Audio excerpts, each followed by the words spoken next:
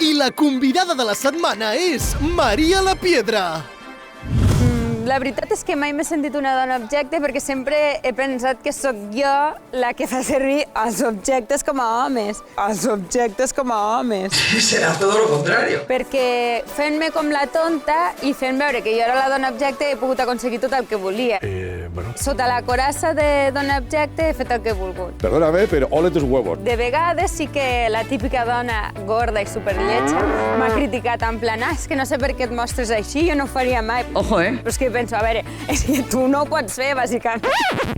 A veure, si no tens ni la cara ni el cos per fer-ho. Vamos a ver. Com que sé que és enveja total, doncs m'agrada que m'ho diguin perquè sé que li agradaria ser jo.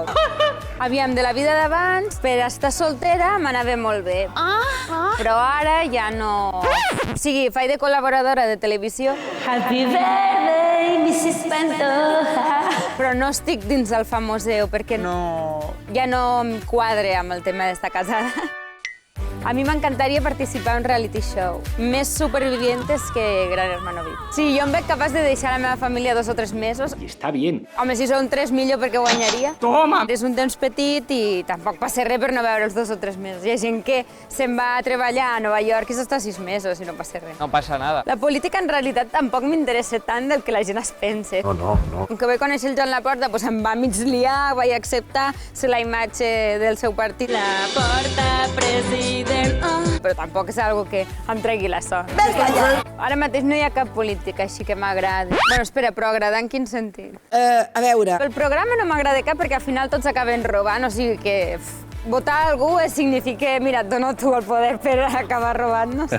I físicament tampoc, la veritat, no. Potser el Pedro Sánchez, però és que, clar, com que la seva ideologia no m'agrada gens, la ideologia del Pablo Iglesias m'agrada més, però és que ell és horrible. Yo no quiero ser así. L'Albert Rivera potser és el més guapo, però com que la seva ideologia per mi és la pitjor, incloent el PP, o sigui, aquestes dos són el pitjor per mi.